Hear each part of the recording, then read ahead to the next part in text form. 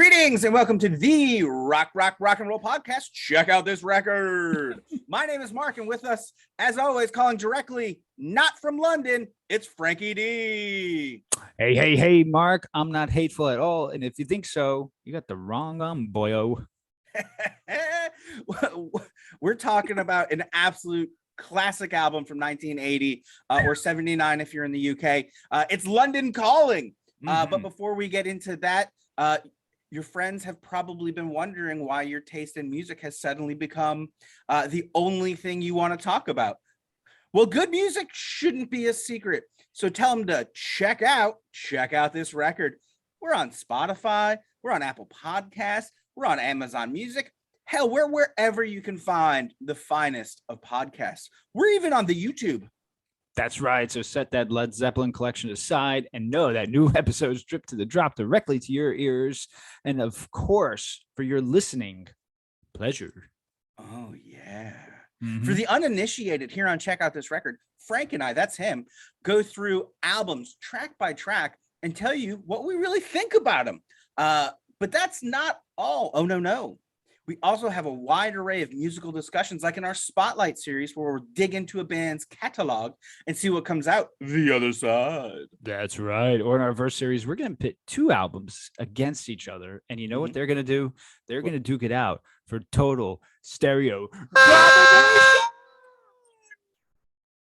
Mother Clucker's back, ladies and gentlemen.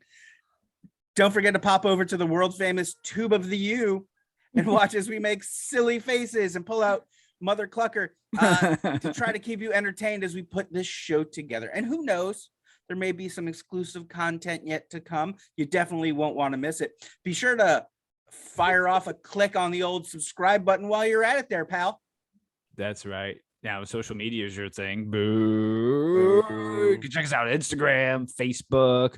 We'll drop additional content. So mark yourself safe from all that crappy music and give us a follow wherever you are and whenever you're not looking at pornography.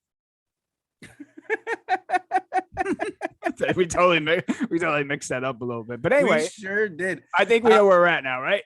Yep. All right. Now, you've liked and clicked this thing and it's playing. So it's time to talk about the mother flipping Clash. You know, some call them the only band that matters.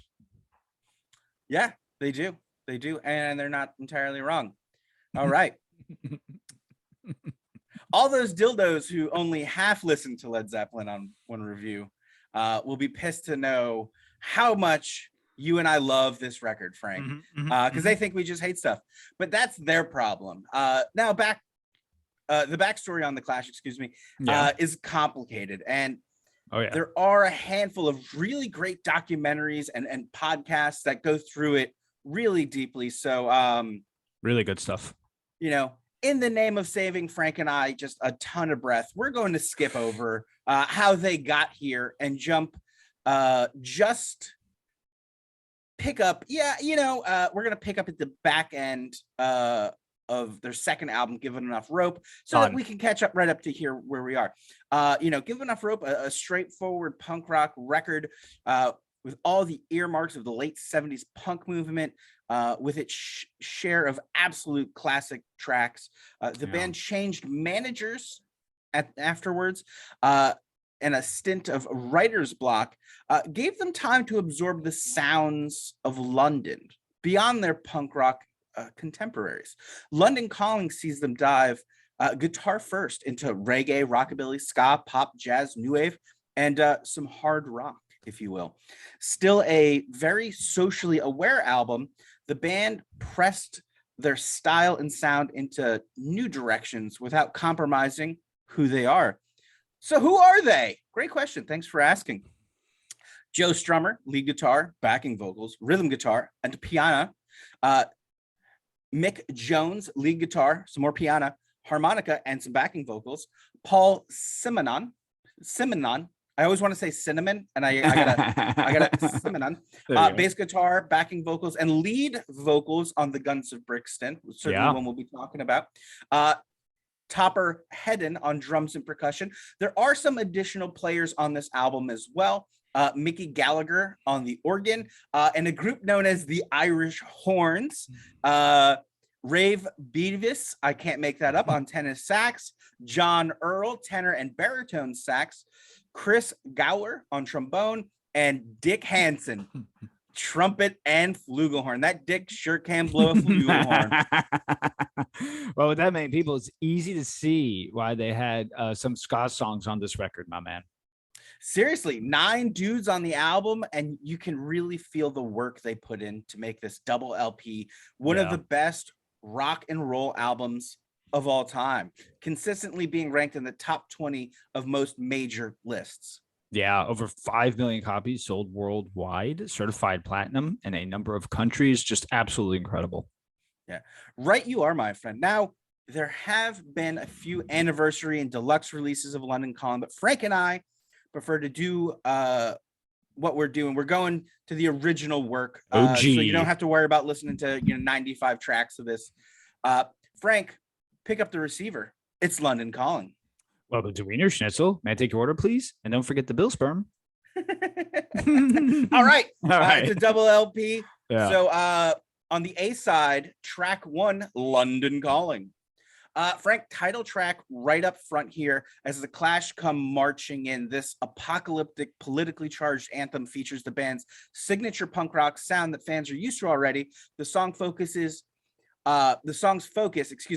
around Strummer's fear of nuclear war and the chaos that would overtake London if war broke out there again. Heavy stuff, Frank. Lots to unpack here. Care to give it a go? Yeah, for the apocalyptic and all of us, trust me, I think Skynet is coming for us any day now. So yeah, I can relate. This song, along with the video, always had like a spooky element. I remember first hearing the lyric too, like "phony Beatlemania is bit the dust," and being such a Beatle fan, I was like, "What?" Yeah, I was so taken back by that. Many of the same sentiments, of course, can be applied to today or perhaps any other point of time in human history. Musically, it's one of the first and early punk tunes that expanded the sound, that it didn't have to be loud and ruckus at the end of the day, which Strummer definitely had a musical vision here, and it's quite beautiful how that all wrapped up into this song. Excellent. Track 2, brand new Cadillac, originally written and performed by Vince Taylor and his Playboys. Ooh. What a great name for a backing band, if I do say so myself. Oh yeah. Here's that hit of rockabilly you heard me mention. Track 2 seems a bit early for a cover, but this album is all about not knowing what's coming around the next bend. And in that context, it really kind of works for them. What are your thoughts, Frank? I love the placement of the cover of track 2. Why? Because it's the uppercut to London Calling's jab, right? It's a sprinkle of rockabilly with straight up rock and roll power that gives the song edge and grit. It's a perfect way to move the album into the third track, Mark, which is Jimmy Jazz. Here we get a little bit of that jazz in our rock and roll. The Irish horns earned their paycheck here. Frank, you're not telling the cops where they can find Jimmy ZZJAZZ, are you? No. And this was actually derived from jam sessions, and it's the most radical departure from the punk that people thought of them musically, and to me, actually, that's punk. That they went and did this. That's the definition, right, of the individual. It's a great tune. It's toned down from the prior 2 tracks. I love the overall vibe. Track 4, Hateful. There is a good blend of punk and new wave forming here musically. Lyrically, the song addresses drug addiction and how it changes the user, turning them hateful and robbing them of their minds. I love the clap part personally, as I always do love the clap part. Frank, how hateful are you? Well, it depends on the day of the week, my friend. I'm a weird balance. I have some pretty intense personality traits, but I try to keep them at bay with my beautiful set of teeth. You're right, man. This is a great blend of punk and new wave. Again, Strummer and Jones and company were really trying to push the sound here, and I appreciate the push. Excellent. Track 5, Rudy Can't Fail.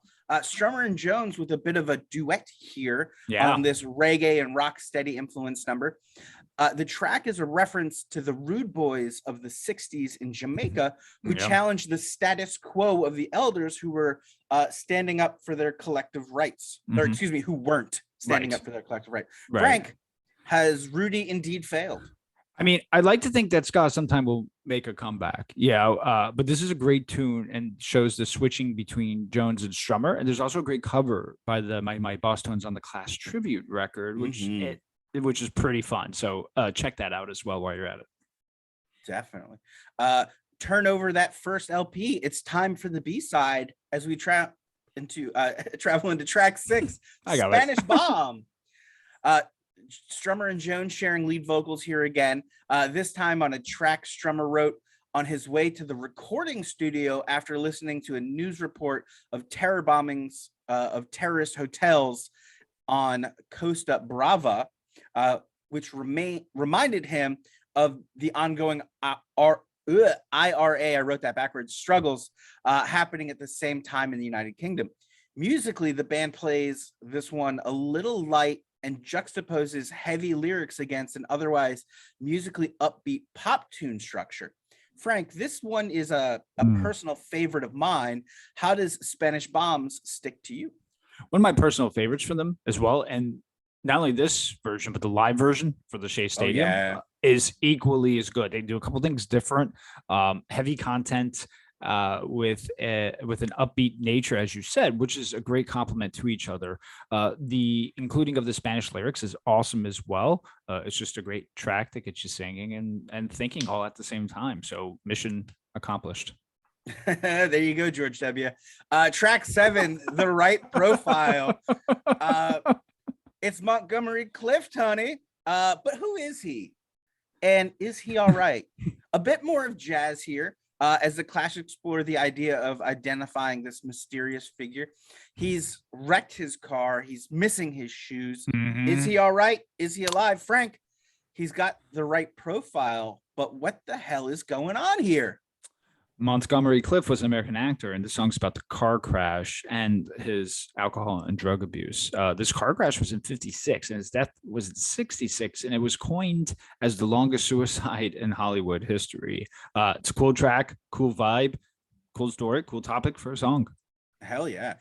Track 8, Lost in the Supermarket. Mick Jones taking full charge of lead vocals this go around. But the song was penned by Strummer when he lived above a supermarket.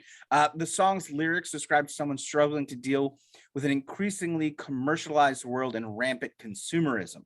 The song speaks to numbness of suburban alienation and the feelings of disillusionment that come through youth in modern society. Frank, this is another one of my favorites, but you worked in a suburban supermarket. How does it hit you? I remember hearing the song for the first time and saying, this is my favorite song from the Clash, like hands down. It's up there. If it's not number one, of course, things are always, able to be toggled.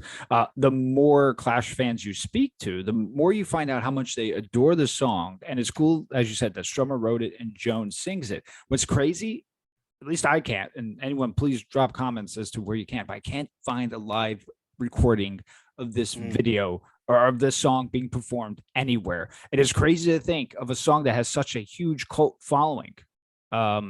It just, I can't find it. All that's there is the audio recordings and what we have. And yes, working in a supermarket during my formative years, I can relate. It's a beautiful and touching song, and it cuts right to the core. All right. Track 9. It's a clamp down, baby. Oh, baby. Lyrically, this song concerns itself with those who have forsaken the idealism of youth and urge young people to fight the status quo. The term clamp down was a hot button, especially back in the 70s, as the government and police were actively applying a clamp down on strikers, agitators, football hooligans. Let's face it, they deserve it. Punks. I don't know that for sure. So if you're a football hooligan, don't come beat me up. And other perceived threats to the social, economic, and moral well-being of the United Kingdom. Frank, socially, the Clash headed back toward that punk rock sound that got him here. How does such a socially minded song hold up now? As I cough here. I got another cough. Hold on. Yep. Ba-da-ba, Frank coughing music. Sorry, go All ahead. right. Yeah. Oh man, you hit me with a really demanding and burdensome question to answer, and I really thank you for that. That's what I love about our friendship, by the way. Mhm. I thought long and hard about a proper response, and a socially minded song like this will always have relevance as long as there are people in the world. The only difference as time progresses is what side of culture does the song stand up against based on what's dominant for the time, and that interpretation is different for us all. And hopefully that made sense in my diplomatic response. It works for me, my brother. Track 10, The Guns of Brixton. Oh man, Written and sung by bassman Paul Simonon. cinnamon. Cinnamon. We get a thick dose of rocksteady, which was the predominant sound of Brixton, where Cinnamon grew up. The song speaks to the resilience of youth amongst gang-filled streets. I've always loved the message of never giving up and fighting back when you have to. Frank, what are you going to do when they kick down your front door? Well, considering I've been a ticking time bomb lately, I might just be the wrong person to have that happen to. So there you Pew, go. pew, pew, pew. Great song capturing the Clash's love for rocksteady and ska. Such grooves in this song all over. And Paul does a great job. And I love watching this live. That Paul's on guitar and Strummer's actually switching to bass on this. That's pretty cool to see at the end of the day. So it's always a good song. Yeah, man. All right. It's time for that second LP. So Second LP. Seaside Up, track 11. It's the wrong Emboyo, written by Clive Alfonso and originally performed by The Rulers about Stagger Lee and the murder of Billy Lyons by Stagger Lee Shelton in St. Louis, Missouri at Christmas 1885. I put 1985 and that wouldn't have happened yet. The Clash picked the tempo up here significantly compared to the original, a cautionary tale about cheating a trying man. Don't you know it's wrong to cheat a trying man? Frank, the Clash leaned pretty hard into the reggae sound that was so popular in London in the time. How well does that choice stand up today? Yeah, I mean, I'm a fanboy here. To me, I think this sounds current. Again, I wish bands were bringing this style more in the forefront of music today, so more people can learn and love it as much as me and you do, Mark. Oh well, back to Taylor Swift. Oh, not on this program. Track 12, Death or Glory, is about the previous to Strummer's generation of rock stars who swore that they would die before growing old. And of course, we're just growing old and bitter as bands like The Clash change the sound and motivations. I don't know why I wrote that, with this crazy thing called punk rock. Frank, what'll it be, Death or Glory? Both. I like how this is about Strummer, and as he's looking back on his life, acknowledging the complications and responsibilities of adulthood, as he's looking back. But at 12 songs in, Mark, we're still getting these gems, and that's important to note on this album. Yeah, absolutely. It's a big old double album, right? We're up to track 13, Coca-Cola, all K's instead of C's. Elevator going up. Corporate greed on the chopping block here. This one's quick, under 2 minutes in length, but packed with cutting lyrics about the pressures of the corporate world, particularly in advertisement. Frank, I've been asking if these songs hold up a lot, but I can't feel that we're still stuck in this moment Joe wrote about over 40 years ago. What says you? It's that slippery snake of that company again, this time with the backdrop of soda. What's changed today is that the PR has gotten smarter, so it makes it seem like they actually care. But we all know they don't. Ooh, ladies and gentlemen, louder in the back. Track 14, The Card Cheat. Writing credits to everyone in the band on this one, with Jones taking the lead vocal role here. Lyrically, we get a glimpse into the mind of a card cheat who's just been caught and is about to be executed out back quicker than Old Yeller. Frank, musically, there's so much going on here, from the piano intro to the horns and this almost loungy groove.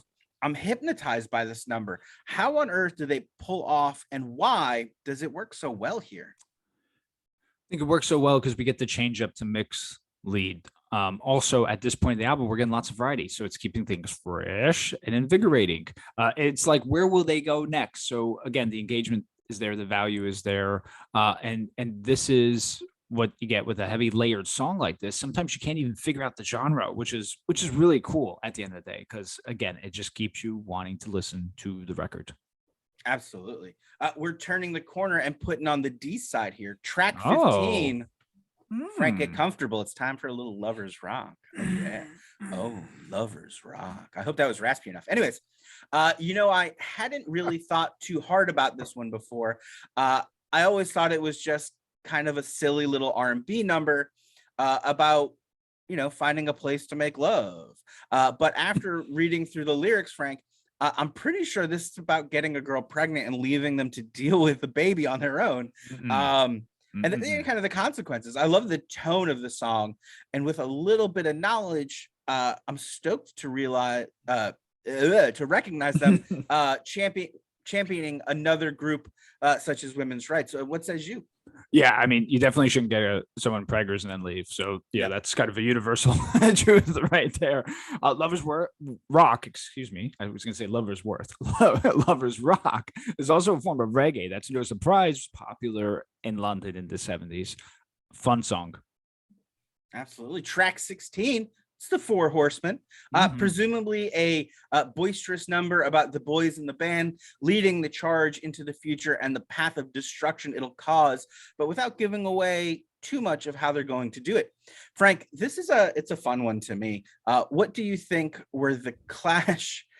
What do you think? Were the Clash the Four Horsemen of punk rock apocalypse, or is it all, like most things, in my mind? I mean, there's an argument for it for sure, but even outside of, I think, punk rock, just in rock music in general, I think there's an argument to be made, and I cannot stress enough that, again, here we are at 16 and still giddy over the tunes. Absolutely. Well, we're going to move right on to track 17 because I'm not down. Sung by Jones. Am I? A song I lean on when I'm not feeling up to life, quite honestly. Yeah. It's openly questions the fragility of life, but manages to stay upbeat and positive. Musically, the band stretches their ability with a little punk, ska, pop, and there's a little jazz break there to keep things fun. A really impressive number on just so many Franks, on so many fronts. Frank, are you down? Not today, man. As we're talking about this album and this song, I love the fusion in the style, and doing that with Jones' voice gives it a completely different vibe. I mean, it's almost as a different band, when he's singing. So again, really, really cool. Well, we're going back to the rock. This one's track 18, Revolution Rock, written by Jackie Edwards and Danny Ray, and originally performed by Danny Ray and the Revolutionaries. The original song opens with Danny Ray asking if people want him to play reggae, and they tell him no, they want something more, and that is, of course, revolution rock that they want. Fusing reggae and rock together to mash up the nation, as the lyrics suggest. It's no wonder the Clash would have gravitated to a song like this. It speaks to what they were trying to create from the start. Frank, I didn't know this was a cover. Did you? Not at all, man. Not at all. And I always feel like a fake fan for not knowing this. Again, love the fusion of styles. Really presents a nice finished product with this tune, but I had no idea it was a cover. Yeah, really cool. And the original is pretty dope. I recommend people checking it out. Yeah. As with all of the Clash's covers, it's like twice as fast as the original, which is crazy because the Clash isn't a fast band compared to today's punk standards. Anyways, track 19, it's the last one, Train in Vain, Stand By Me, not to be confused with Ben E. King's signature Stand By Me. In fact, it's probably easiest to describe it as the opposite of King's song. It was seen as a hidden track, but really it was just such a late addition to the album. They didn't have time to include it on the album art or the label. It was actually the first Clash song to reach the top 30 chart in the US. Jones singing here. Strummer and Jones both have writing credits, but clearly one or both of them is addressing being left to their own devices when things go hard, and calling that person or persons out for it. It's a fun little pop number, and if you're not paying close enough attention to the lyrics, it can be hard to notice the darkness of the song. Frank, you gonna stand by me? Always, my man. Always. Thank you. What's amazing about this tune is between this and Should I Stay or Should I Go? Are probably the two most famous Clash songs, and they're both sung by Jones, which is amazing to think. I love this tune and all of its pop goodness. I've heard quite a few renditions over the years, and it actually translates well into a variety of styles. This is one of those timeless tunes that, you no wonder why it was a late minute addition, because they probably wrote it and they're like, hey, we got something here, and place it all the way at the end. I mean, hello. Oh man, I can feel the heat coming off the amps and speakers, Frank. Why don't you give us your final thoughts? All right. This album's significant for so many reasons. First of all, it takes a band that could have easily been pigeonholed and displays their conscious effort to expand the sound and show people that it doesn't necessarily have to be one way, i.e., really that's the definition of punk in the individual at the end of the day, right? This album musically offers you everything you could possibly want, and 18 songs, it doesn't actually seem long or drawn out because you're always getting something different. The topics are still relevant, but it's done in like a tastefully, like in a Fugazi way, where it's almost like a news report or an unbiased news report, right? So you could be like, oh, this is what's going on. You don't have to be political at all to enjoy these songs. As stripped down to their core, they really apply, I think, to everyone who breathes. So it's the blueprint for any band who wants to fuse together sounds in a big pot of goodness and satisfy all their cravings. One of the best albums ever, hands Mother Clucker down, 10 out of 10. There you go. What else can we say about this massive double LP that we really already haven't said? It serves to smash the rigid boundaries of punk rock had been trying to put up around itself, right? It just destroyed all of that, opening the style's fan base up for other artists to come in and expand upon what the work that they had done. This album gives off the impression that you've walked a mile in the band's shoes, picking up all of their influences along the way. None of the songs linger too long to turn you off, and certainly keeps you wanting for more. Its themes still ring relevant today. And while you can say it sounds dated, I think that's just a shitty way of saying that it captures the time in which the record was recorded perfectly. So say that instead, you pieces of shit. 10 out of 10, absolutely. This is one of my favorite records of all time. One of the best albums by the, I mean, it's just amazing. Look, I still have it here with me. Oh, look at beauty. And sure, we mentioned that the cover is the takeoff Elvis Presley's first album too, right? Yep. With that color scheme and the black and white photo, really cool, and how iconic with the smashing of the bass in this. So absolutely pretty cool, man. My adrenaline's pumping. Any games you got for me so I could score 50% on them, Mark? Nope. You're off the hook this week, my friend. Games will resume at some point, but not to worry, Frank. I know that you've got a great album for us to listen to next I do. Week. Would it be, my brother? All right, I got a goodie for you, bro Ham. I'm ready. It's not the second Zeppelin album, so don't worry. Oh, thank goodness. Don't worry. So, listen, I think we enjoyed this investigating kind of concept and digging into, of course, bands catalogs, and especially into groups that we haven't heard of before, right? Yeah. So last season 2, found in the archives, we discovered Jawbox, right, which was part of that Discord family and Fugazi. So I'm going to take another band from that Discord family, a band where actually there's a little bit less information on them, but they have quite a steady and healthy catalog with a cult following. Now, I don't know if the album I'm going to present to you is indeed their best. It's just the one I've kind of clung to in listening, and I wanted to share it with you, and then we could go ahead and talk about it. Okay. So the band we're going to talk about is from Baltimore, Maryland. They started in '88, and their name is Lungfish. Part of the Discord family. Lungfish. The album we're going to go ahead and be highlighting is their third record, and that's called Rainbows from Adams, 1993. First couple of listens, I think you'll enjoy it. It's not overly punk. It's kind of more post-hardcore with some experimental, but I said, let's dig into it. Let's see if we get a new band that we go to, and let's see what we got. Oh, hello. So thank you everyone for joining. It's gonna be a fun episode next time. This was a fun episode too. Thank you for joining, spending time, like, subscribe, rate, review. Remember, be safe out there. Yeah, thanks as always for listening, friends. Can't wait to do it again real soon. Till then, why don't you say it with me? Oh my. Oh, hell yes. Oh, bye-bye. Bye-bye. Frank, I didn't write any jokes for after the show. Oh my gosh.